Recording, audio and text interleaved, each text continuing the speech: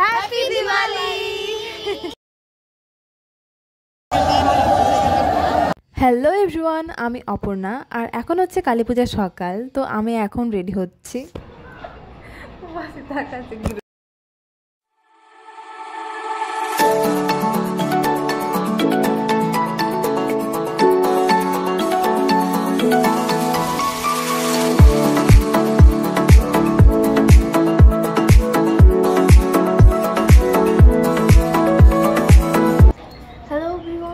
Happy Diwali সবাইকে, happy Diwali সবাইকে, happy Diwali সবাইকে, হ্যাপি দিওয়ালি সবাইকে। আর এখন যাচ্ছি আমরা একটা কালী ঠাকুর এখানে খুব ফেমাস আছে, তো ওখানটায় আমরা যাচ্ছি দর্শনের জন্য। পুরো ফ্যামিলি মিলেই যাচ্ছি। বেলা আমাদের এখানে মন্দিরে পূজা হবে, তখন শাড়ি পরবো। এখন এটাই হচ্ছে আমার লুক, পরে বাইরে গিয়ে দেখাবো। তো চলো, আমাদের মন্দিরে ঠাকুর এখন পূজা চলছে।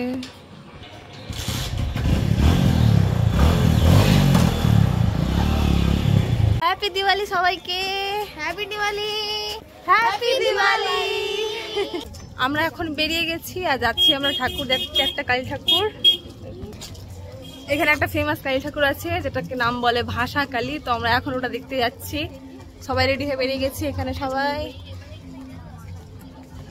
হচ্ছে মাসি, মাসি, দিদা।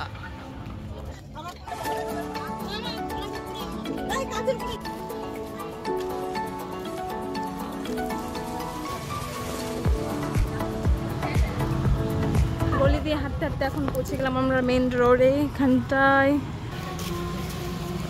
এটা হচ্ছে সেই স্কুল যেখানে আমার মাসি আর মারা সবাই মিলে পড়েছে। তো মাসি ওটাই বলছিল।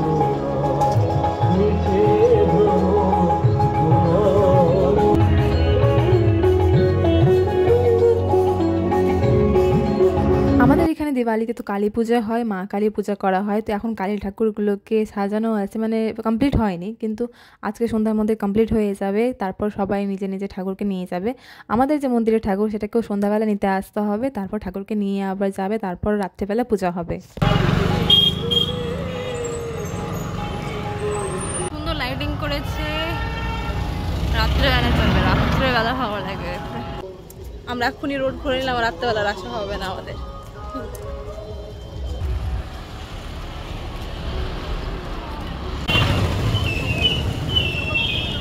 এখানেও কালী ঠাকুর ওঠে। আমরা প্রায় 5 মিনিট হেঁটে আসলাম এখানটায়, 5 মিনিট হেঁটে আসলাম এখানটায়। আমরা কি বেশি বেশিও সাজা হয়ে গেছে নাকি জানা, লোকে খুব তাকাচ্ছে মুখের দিকে। আর এখানে আমরা পৌঁছে গেছি। এটা ব্যাক, এটা ব্যাকের দিক, ফ্রন্ট ওদিক থেকে আছে। মেলা হচ্ছে এখানে, মেলা।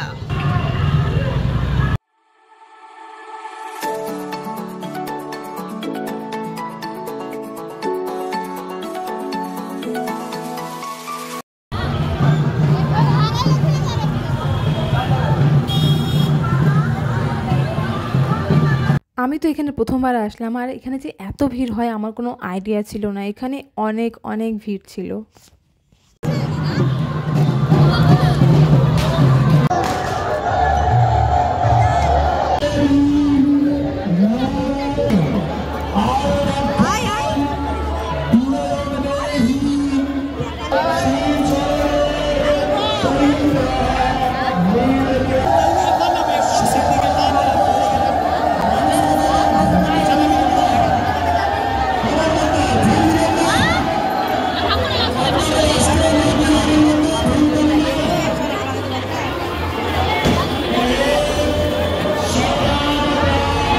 দিদা বলল যেখানে সবসময় ভিড় থাকে, মানে সকাল থেকে অঞ্জলি দেওয়া স্টার্ট হয় আর চলতেই থাকে অঞ্জলি দেওয়া। মানে লোকজন আসে, অঞ্জলি দেয়, আবার কিছুক্ষণ রেস্ট নিয়ে আবার অঞ্জলি স্টার্ট হয়। আর এখানে মানে ডালা, যে ডালা দেখতে পাচ্ছ ওগুলো সব ডালা পরে অনেক থাকে।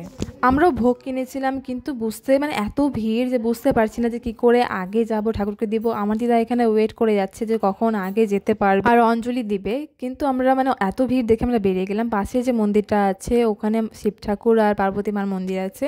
তো আগে আমরা ওখানটায় গিয়ে পূজা অর্চনা করে আসলাম, তারপরে আবার ওই মন্দিরে রিটার্ন যাই আমরা মা কালীর মন্দিরে। তারপর দিদা অঞ্জলি দিতে পারে।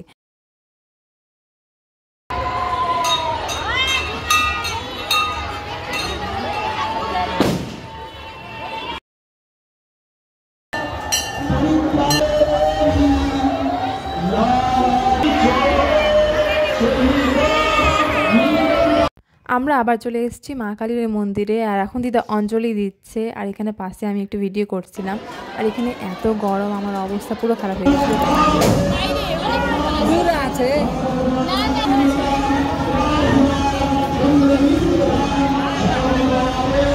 দিদার এখন অঞ্জলি দেওয়া কমপ্লিট হয়ে গেছে, আর এখন আমরা বাড়ি যাচ্ছি। আর বাড়ি যাওয়ার পথে যেসব ঠাকুরগুলো আছে আমরা ওগুলো এখন দর্শন করবো এক এক করে, তারপর বাড়ি চলে যাব।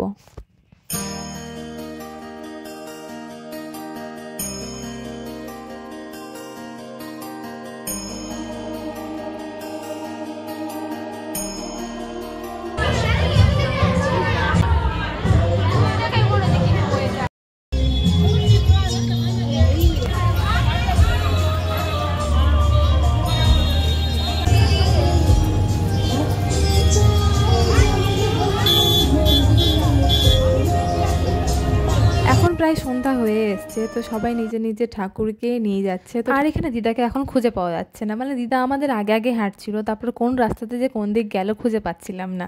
তারপর মাসি যেহেতু মেয়ে হলো তো ঠিক জানে যে এই জায়গাটাতে পাবে। দিদা চলে এসছে এখানটায় পূজার জিনিসপত্র কেনার জন্য আমার আরেকটা মাসিকে নিয়ে, আর আমাদেরকে বলে আসেনি।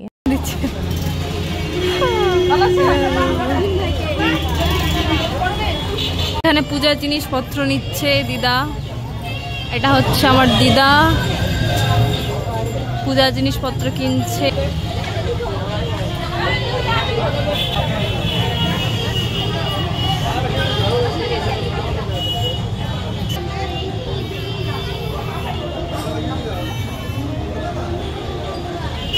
ওই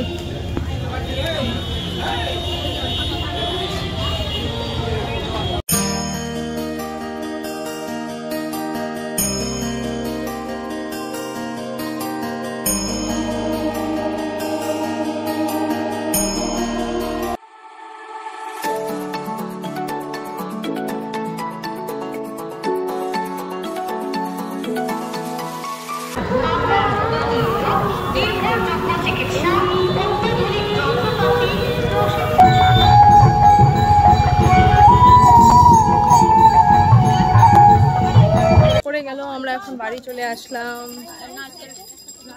চলে আসছি, আমরা বাড়ি যাচ্ছি। আমরা বাড়ি চলে আসলাম, এখন দেখতে পাচ্ছি না রাস্তা অন্ধকার। আমরা এখন চলে আসলাম বাড়ি। দেখে আমরা গেছিলাম হচ্ছে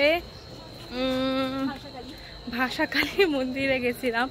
এত ভিড় ছিল, প্রচন্ড গরম ছিল, সবাই ওখানটায় যায়, খুব ফেমাস সেখানকার ঠাকুর। তো আজকের ব্লগটা এখানে শেষ করলাম, তারপর আবার কালী পূজার আমাদের মন্দিরে ব্লগটা স্টার্ট করব। এখানে লাইটিং করা হয়েছে, এটা হচ্ছে আমাদের মন্দির, সবাই প্রণাম করছে।